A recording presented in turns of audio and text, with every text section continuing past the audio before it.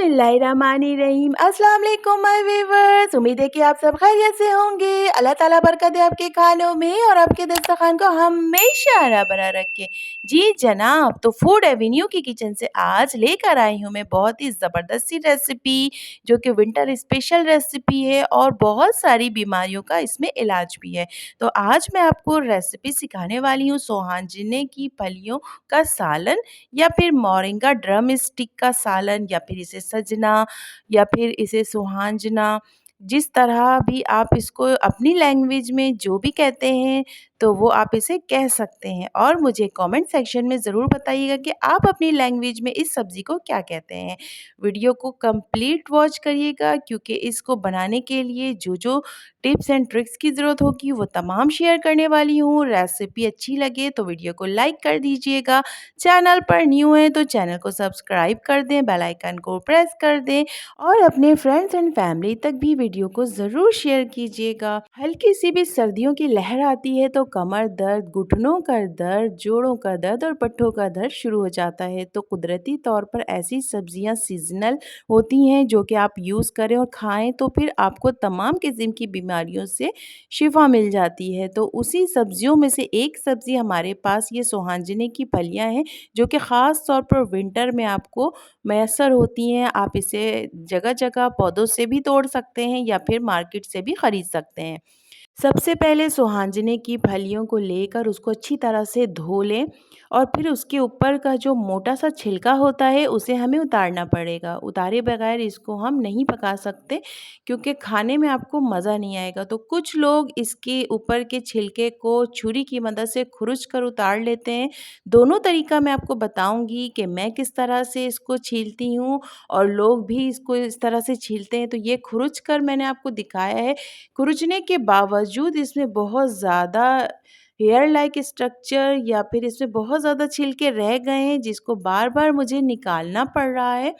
मैं इस तरीके से नहीं करती हूँ, मैं ये दूसरा तरीका अप्लाई करती हूँ जो मैं आपको अब दिखा रही हूँ, कि इसके जो टिप पर जो स्किन मौजूद है, छुरी की मदद से उसको आगे की तरफ खींचेंगे तो ये छिलका खुद ब खुद निकल जाएगा।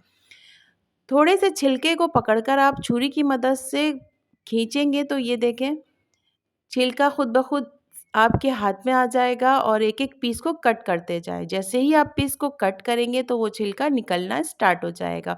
तो छिलकों को आप जितने भी छिलके निकल रहे हैं छुरी की मदद से तमाम को निकाल दें। ये वाला तरीका मुझे ज़्यादा बेहतर लगता है। आप जिस तरीके से आपको बेहतर लगे, अगर आपको खुरचना अच्छा लग रहा है तो आप उस तरीके से बना लें, और अगर इस तरह से पील ऑफ करना है तो छुरी की मदद से पील ऑफ कर लें।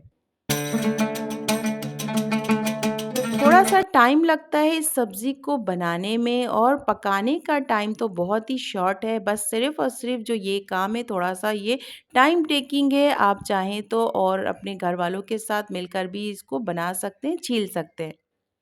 एक-एक करके तमाम इसके स्किन को हम रिमूव करते जाएँगे और छोटे-छोटे पीसेज़ में कट करते जाएँगे।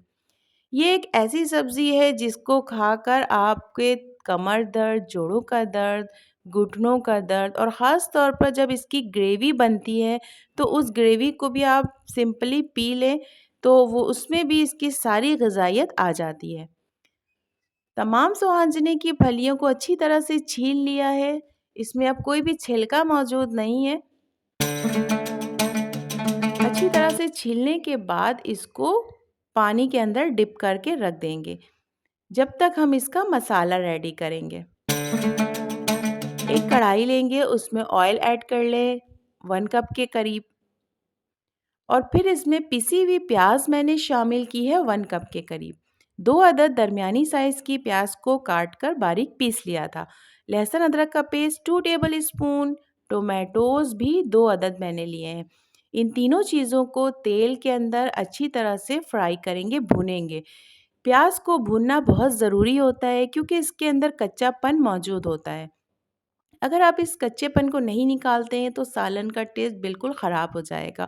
तो प्याज, लहसुन, अदरक को भूनते-भूनते 5 से 7 मिनट हो गए। फिर पिसी हुई लाल मिर्चें 1 टेबल स्पून, हल्दी 1 टीस्पून, नमक 1 टेबल स्पून ऐड कर दिया है और दोबारा से इसको भूनेंगे।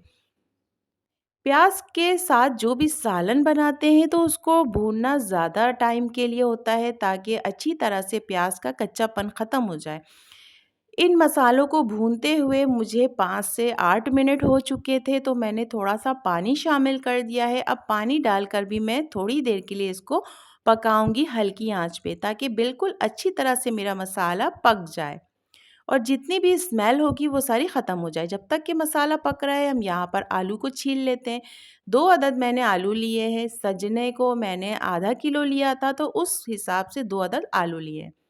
आलूओं की कटिंग मैंने लंबे स्टाइल में की है। थोड़ी-सी भी आप कटिंग अगर सब्जियों की चेंज कर दें तो पूरा खाने का ज़ायका ही ज़बरदस्त सा आ जाता है।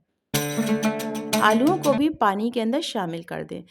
इस सजने के अंदर बहुत ज़्यादा मोटा आलू आप यूज़ ना करें क्योंकि गलने में बहुत ज़्यादा टाइम लग जाएगा और जो ये सुहांजने की फलियाँ हैं वो मिक्स हो जाएँगी क्योंकि सुहांजने की फलियाँ बहुत जल्दी पक जाती हैं। मसाला अच्छी तरह से भुन गया था, उसके बाद मैंने इसके अंदर सुहांजने की फलियाँ और आलूओं को शामिल कर दिया है। सुहांजने की फलियों के गलने का टाइम बहुत ही कम होता है, तो इस वजह से आलूओं को भी बहुत पतले-पतले स्लाइसेस में रखा है मैंने। दोनों चीज़ों को मिक्स करके भूनकर पानी शामिल कर दिया था 1.5 गिलास के करीब और फिर हल्की आंच पर पकने के लिए छोड़ दें। 15 मिनट के लिए हल्की आंच पर पकने के लिए छोड़ दिया है। 15 मिनट के बाद जब आप कवर हटाकर इसको चेक करेंगे तो दोनों चीज़ें अच्छी तरह गल चुकी हैं। अब इसमें हरी मिर्चें शामिल कर दें, हरा धनिया शामिल कर दें। हरी मिर्चें, हरा धनिया अपने टेस्ट के मुताबिक आप शामिल करें और इसमें ज़ीरा और काली मिर्चें शामिल कर दें। ज़ीरा 1 टीस्पून है और काली मिर्चें हाफ़ टी स्पून है। रेसिपी के अंदर जितने भी इंग्रेडिएंट्स यूज़ हुए हैं उन तमाम की क्वांटिटी डिस्क्रिप्शन बॉक्स में मौजूद है, आप वहाँ से ज़रूर विज़िट करिएगा। इसकी ग्रेवी चेक करें, ग्रेवी पतली होनी चाहिए, जितनी ज़्यादा पतली ग्रेवी होगी टेस्ट आपको उतना अच्छा मिलेगा। आप सिर्फ़ और सिर्फ़ ग्रेवी भी पी सकते हैं और सजने को या सुहांजने की फलियों को खाने का तरीका ये है कि आप इनको चूस कर, इनके गूदे खाकर, इनके ऊपर वाले छिलके को फेंक दें। जिन लोगों को अवेयरनेस नहीं है, जिन्होंने कभी इसको टेस्ट नहीं किया है, उनके लिए ये तमाम टिप्स और ट्रिक्स हैं क्योंकि कुछ लोग ऐसे होते हैं जिनको इन सब्जियों के बारे में बिल्कुल भी नॉलेज नहीं होती है, तो मेरी रेसिपी में आपको ए टू ज़ेड तमाम नॉलेज दी जाएगी। आप अगर मेरी तमाम रेसिपीज़ को विज़िट करें, तो आपको आइडिया हो जाएगा कि मैं तमाम रेसिपीज़ की एक-एक बारीकी आपसे शेयर करती हूँ।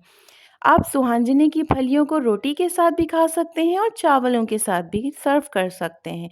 जिस तरह से आपको मज़ा आए, जिस तरह से आपका दिल चाहे, आप वैसे ही इसे टेस्ट कर सकते हैं। उम्मीद है कि आपको ये रेसिपी बहुत पसंद आई होगी। आज तक के लिए इतना ही, मिलेंगे किसी नए दिन, किसी नई वीडियो के साथ। जब तक के लिए अपना बहुत ज़्यादा ख़्याल रखिएगा क्योंकि अगर हम फिट हैं तो हमारी फैमिली हिट है। अल्लाह हाफ़िज़।